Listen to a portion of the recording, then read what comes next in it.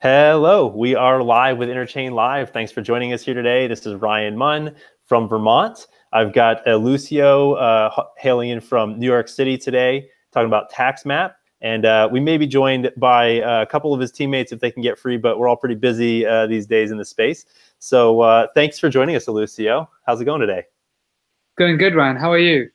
Awesome, awesome. So tell us a little bit about your background. We'll get into TaxMap in a minute, but tell me a little bit about your background and kind of what brought you to where you are today. Yeah, I'm from the UK originally, even though I'm in New York City right now. And I was a tax lawyer before in the United Kingdom.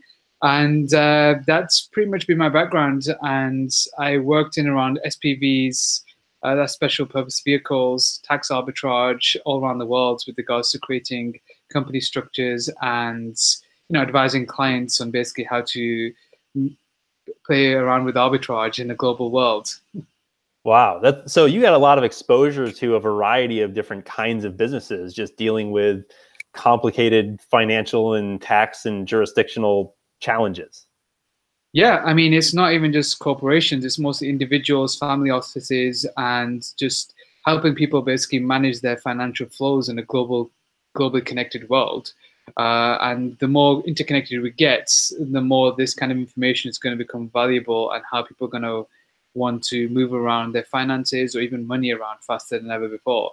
And that's when I kind of stumbled into Bitcoin in 2012, Gotcha. when I just started seeing this new kind of digital value, digital asset being created that you can send anywhere in the world without any hindrances. And that was kind of a financial revolution for me, basically.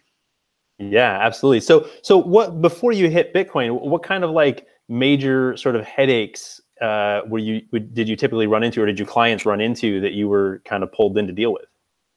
Well, a lot of the clients basically just didn't have the information at hand, especially when you're dealing with cross-currency legal issues, whether it's language barriers or whether it's different tax brackets or whether it's just the banking system out there.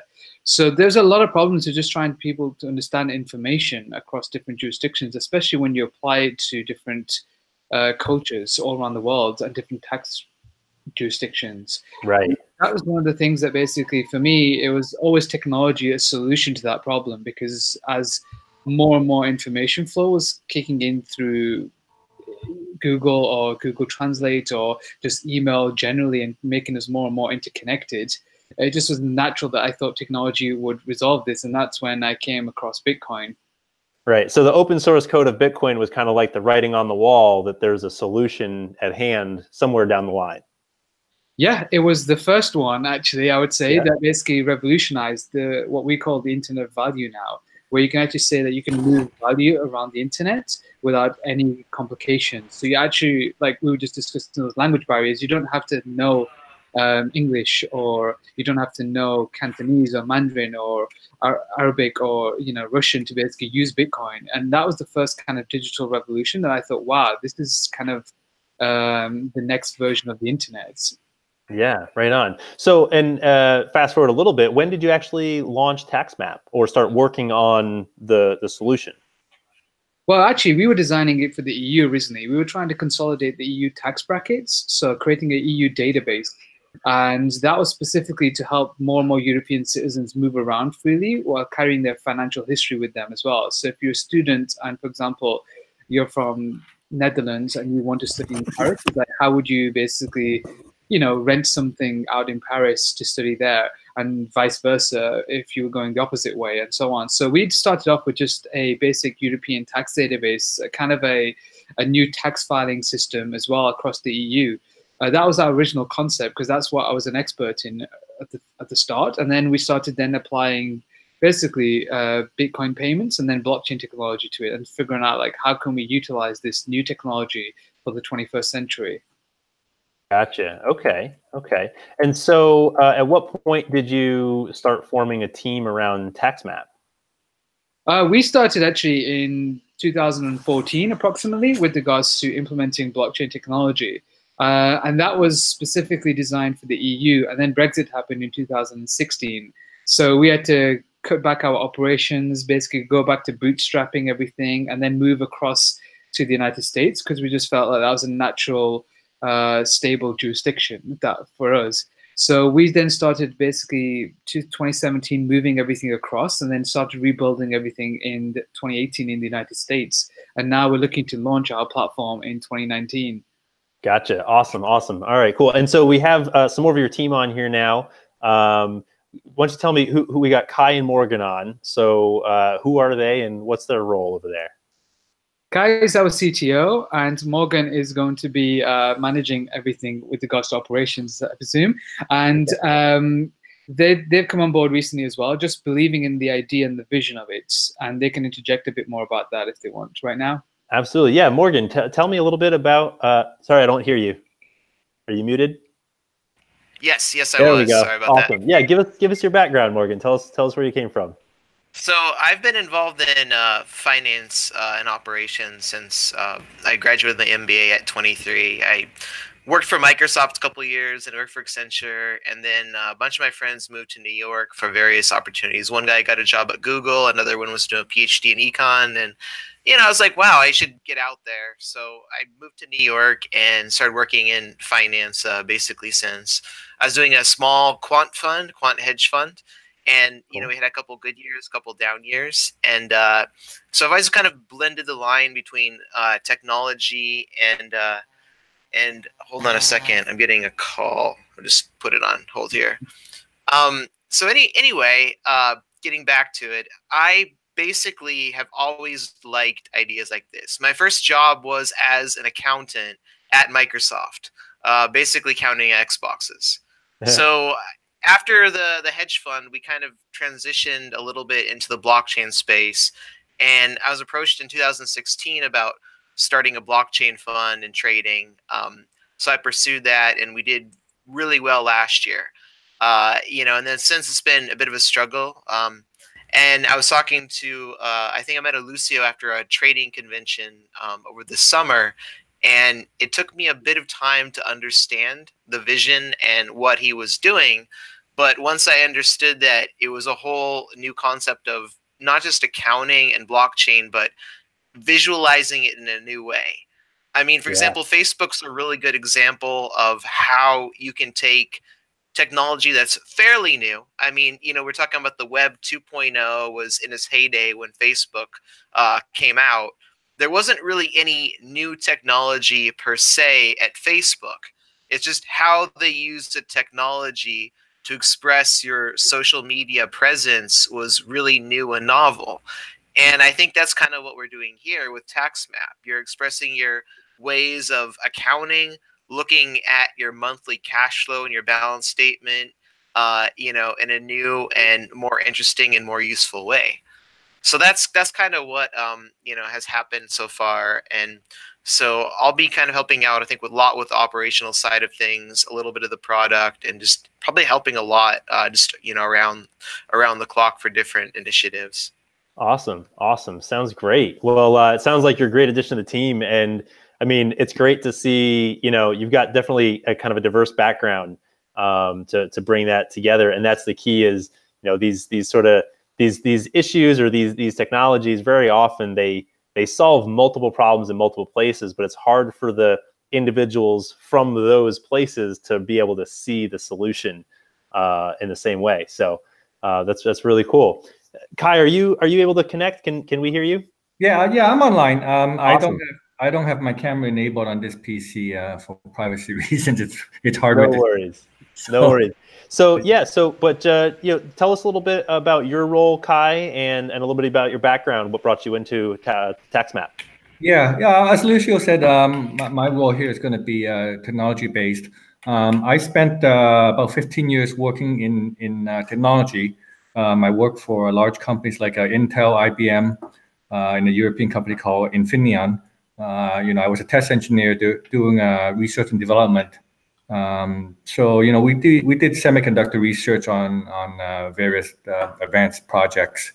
Then about 5 years ago, I moved into finance. Started working with market data for large banks, mutual funds, hedge funds, things like that. And currently, I'm working, in the anti-money laundering space, KYC, things like that. I met Lucio not too long ago, and His project seems very interesting, and he seems like a very dedicated guy. I've actually been involved in the crypto space since pretty much the beginning when my friend introduced me to it.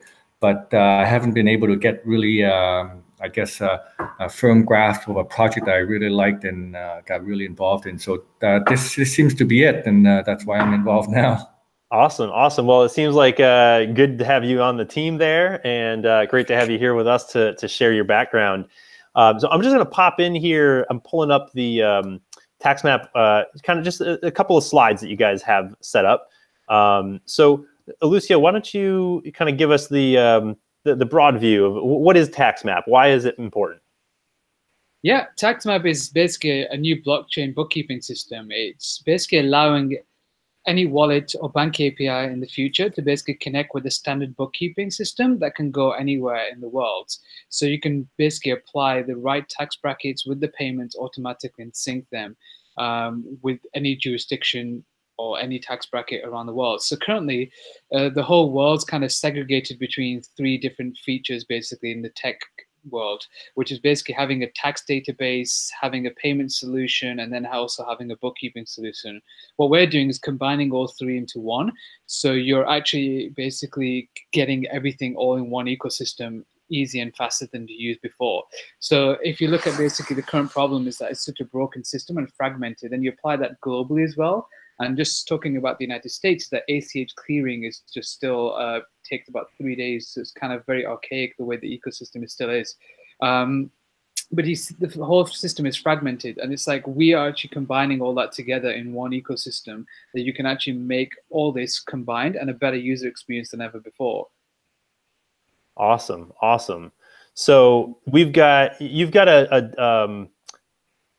this working. So you're looking to actually get CPAs in there using your tools right now, right? Yes, we also built out a CRM kind of format where you can connect with an accountant and they can help you manage out the workflow as well. So it's basically a new kind of, as Morgan was saying, a new way of communicating and seeing your financial data and information, your workflow. And that actually hasn't been revolutionized for a very, very long time, probably since the dual entry system. So what blockchain allows you to do is basically create a triple entry bookkeeping system, a database. And that for us is what we basically have a solution to on a global level. Awesome, awesome. So now, if somebody is wanting to use TaxMap, they got to contact you, right? And you'd help them get set up. Yeah, currently we're a closed B2B platform, specifically because we want to know who's registering as a company, just to provide KYC and AML. So everything in our system is therefore by default a business transaction. And basically anything therefore on that database can be defined as a business blockchain / e-commerce blockchain that can be used for audit, for government purposes, credit reports and anything else like that in the future. Okay, awesome, awesome. Now, are you as far as your company and sort of your model going forward? I know it's sort of evolving as you move in and look at different markets and partners, but it sounds like you've got the accounting piece, which you're almost kind of eliminating accountants. I mean, they'll still have a place, right? They'll still have a role, but it's really taking a lot of the work off of their shoulders. But there's still a bookkeeping need, right? There's still the sort of making sure that the human world connects to the digital world. Is that something that you see as a place where you'll fulfill sort of an expertise role with clients across various industries? Yes, I mean, we don't think accountants are going away anytime soon, no matter how much you digitize the workflow, whether it's automated reconciliation or AI coming into the marketplace as well. We just think the role of accountants is going to change to maybe personal bankers or validators of those financial statements that are being basically pushed through. Our goal is basically to say we're actually bringing them on board with the newest technology. So even though you can send payments across around the world, you still need to do your tax filing somewhere. That someone needs to authorize that tax form. Now that part of that can be automated as well. But if you multiply that with multiple countries, different jurisdictional barriers, different language barriers, you're going to have somebody who can help you basically manage that form, because it just gets more and more complicated. So at the end of the day, accountants have become, I think, like personal bankers / validators of tax forms with this technology. The question is, how do they create that information and workflow. And they're going to need a new bookkeeping system that can connect them with the global information flow and financial flows. Gotcha. So these problems are really intrinsic in any jurisdiction you go to. They all have the same kind of problems. They're all trying to run their own databases, and they all don't connect with other people's databases elsewhere. And then all the individuals and companies are trying to keep their own databases, and we're all trying to get them to link up. And that's really where TaxMap comes into play, to take all the guesswork out of that and put it at a protocol level to have all these different databases sort of interoperate. That's correct. We're actually using interoperable protocols like Interledger that can actually help us get through different cross currencies, but also fiat currencies at the same time. And the one thing that we've noticed is that states like Ohio are now starting to accept that information as well. So the question for us is basically that this is a natural progression with regards to technology. And Ohio basically is the first step that a state has actually taken in the world that can actually start saying, we're going to accept a cryptocurrency for tax receipts. If you basically start applying that on a global level, the natural progression is that, well, customers, i.e. businesses, have to have some kind of format that can actually connect with the state as well at the same time.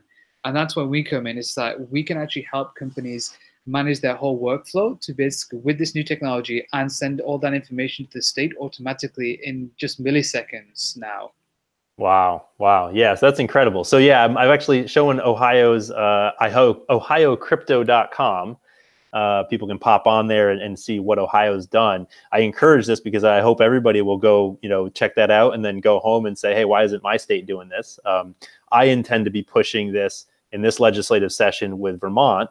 And I think we've got a good chance to open some doors in this way, especially with the tools that you guys are providing to be able to show the state's legislators that they don't have to open the door too much. They can open, create a few functional tools, and it opens the door pretty wide for companies like yourself and others to come in and collaborate and build things on top of those systems.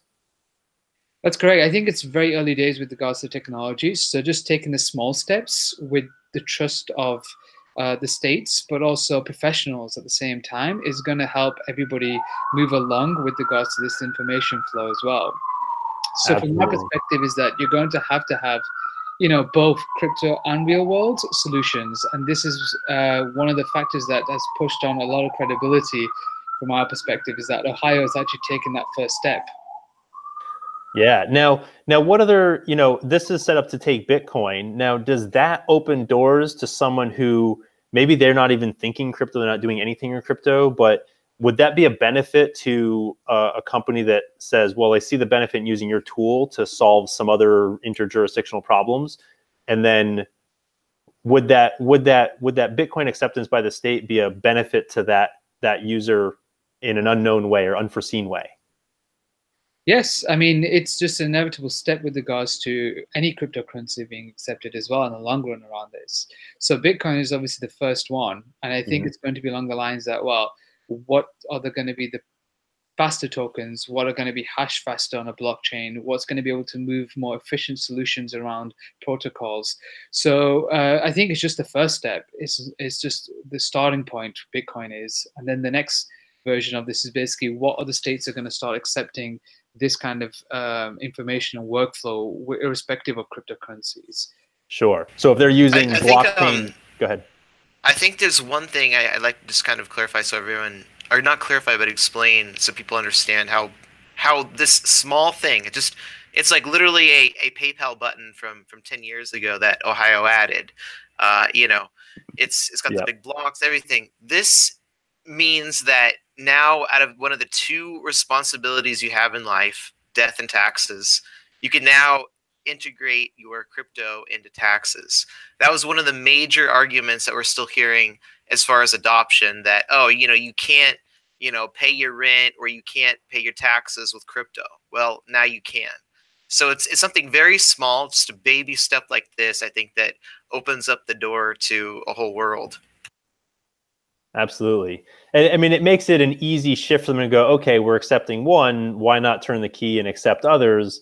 And then in addition to that, it's the concept that, maybe we have a food supply chain verifier that's using blockchain, and maybe there's nothing crypto or token about it, but because we have the expertise to understand what we're looking at, now we can go, oh, we can use TaxMap to actually validate a transaction that occurred on that blockchain that's confirming that the cheese is fresh or whatever it might be. That's correct. And one of the fundamentals is that we're the only platform right now that can actually apply that tax liability to that transaction and have that auditable as well in milliseconds. So for us, it's like that's one of the value propositions of a blockchain, that you can audit that history. Right. Now, I would say, just to play devil's advocate here a little bit, most people don't pay their taxes right away, right? There's a bit of a delay there. So how does your system kind of take into account for that, or what are some of the perspectives to take when considering that aspect of things changing as we digitize taxation? Yeah, that's a great question. I mean, one of the reasons why we designed our UX, I can basically see if I can share the screen with you as well, is based around a calendar format.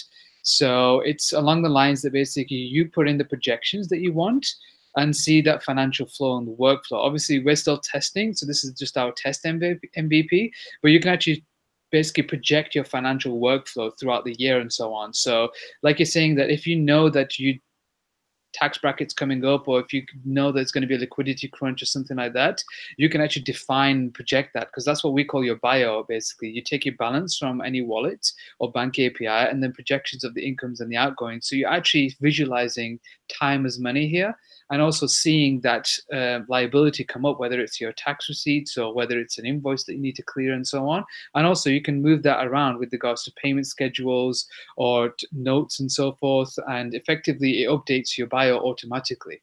And what that means is that you're more in control of your finances, whether it's a tax filing or whether it's an invoice that has to be cleared.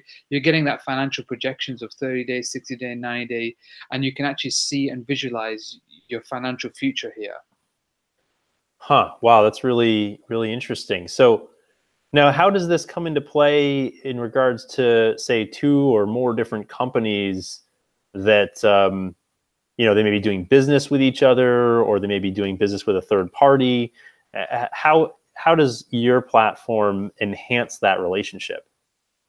That's a great question. I mean, from our platform is basically designed to connect businesses together so they can actually select their customers and add them and basically send out invoices to each other and clear those payments in a more secure fashion than ever before.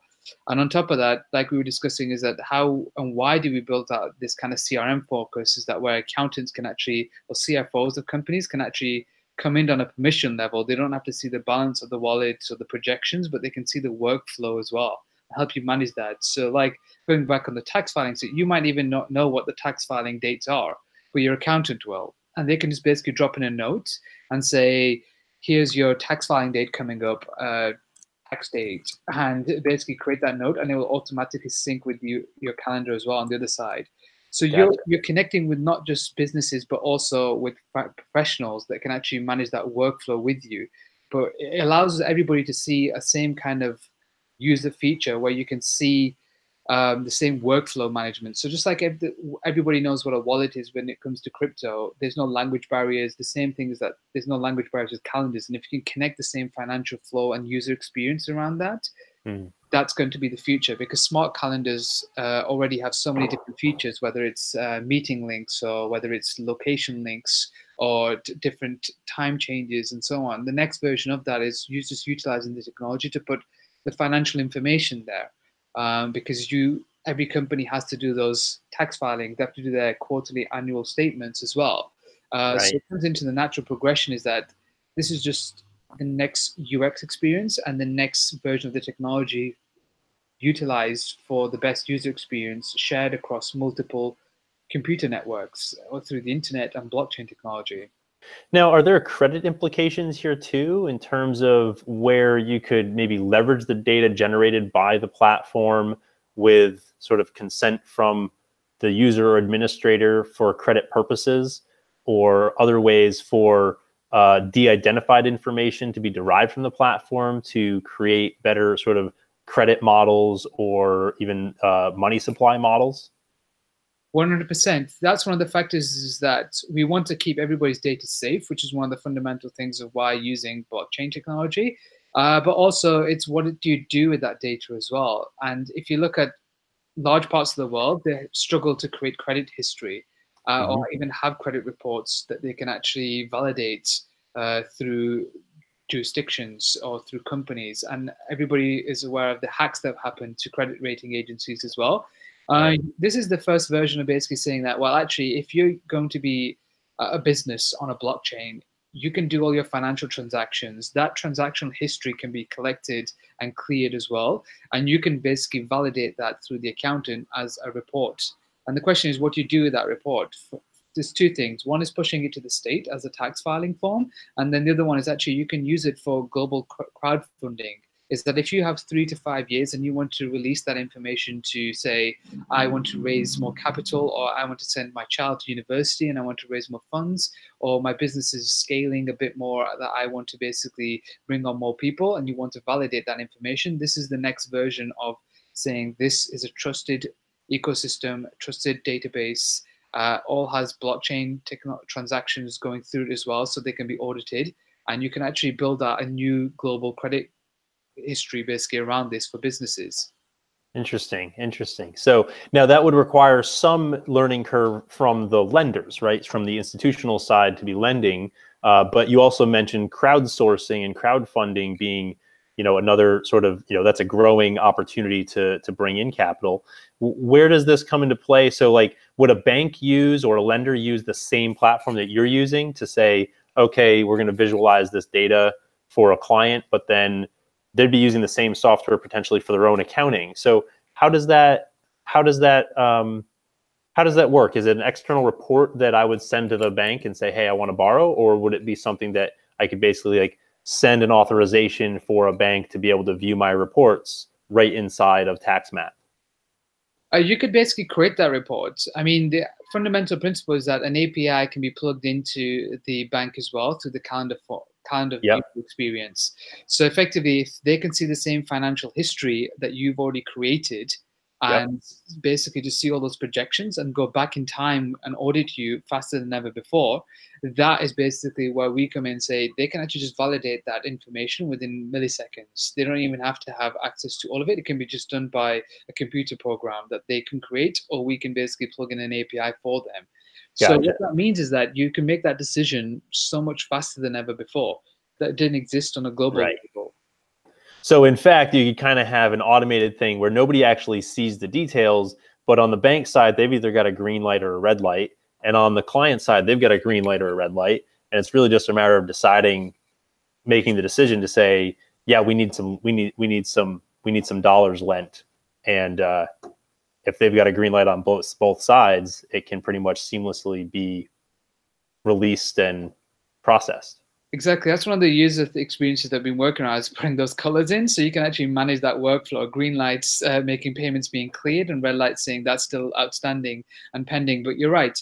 Fundamentally, it comes down to basically making a yes/no decision. And if you can basically have all that information that's auditable faster, you can make yes/no decisions for lending anywhere in the world. That's the fundamental key here, is that this can actually validate that history for lending to happen anywhere in the world. Awesome. And that's very hard, especially when you have worked in that industry where you have to validate statements, when you have to do mergers and acquisitions across borders. It's a mess, quite frankly. This is a better user experience, a better solution to all of that problem that anybody can access. And our book is for free as well. So you can actually just use it automatically straight away for free at no cost. Awesome. So obviously, pretty much anybody could use this.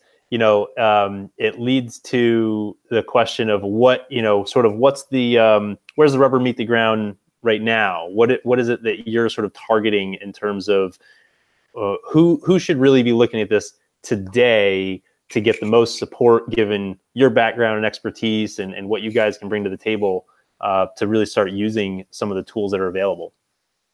Yeah, I mean, we're looking at basically B2B transactions, basically 3-tier vertical supply chains. So it's mostly, for example, farmers, manufacturers, and stores. And we're just basically saying to nearly every business out there, this is a better way of doing business for you guys. But our main focus is going to be the agriculture industry, because they can take that risk at this stage, and they're wanting to basically have tools like this, especially when you're dealing with transportation of products, when they're having to deal with e-commerce payments through web portals in the future as well. They need to sync their point of sale systems and their payment protocols through a new accounting feature, which is what we are for them, that can go across different jurisdictions, allowing them to do business globally as well. Okay. Now they wouldn't necessarily replace their QuickBooks today, or whatever accounting software tools they might be using, but they would be able to plug in and get the added benefits and features of what you're providing, and then ultimately they could potentially be replacing those other tools in the future. Was that correct? Yep, that's 100% correct. We've designed it to be agnostic, so it can plug into any ecosystem in the long run as well as the short run as well. So again, it comes back to us basically saying that time is money for you. We understand that. The best way to visualize all your financial information is going to be through our features, which is our smart calendars, our payments interruptible protocols. And the fact is that we're going to be free compared to what you're paying for currently, which you shouldn't be paying for, because Right. I don't think there should be a financial barrier to managing your own finances or even financial education anywhere in the world. Sure. Yeah. I mean, the IRS should just give us this tools for free. Ideally, one day. Right. Awesome. And so it'll plug into all the legacy tools that people have out there. And to that point, those tools are still producing the legacy reporting documents, right? So as of right now, do you guys have any of that in development where these reports would be used to generate the actual tax documents? Yep, that's kind of one of the features that we're pushing into our income statements and balance statements, where we're keeping it very open, that you can basically create and export a PDF and sync that with the tax form.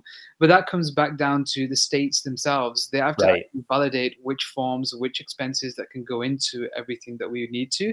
And that's why Ohio, I think you brought up earlier, which was one of the states that basically highlighted that you can specifically pick 23 tax brackets and go through them all and say, this is the ones that we can accept a transaction from a cryptocurrency. So for us, it's basically that kind of information from states is going to be invaluable. So we can actually basically help citizens and businesses make those decisions quicker and faster than before.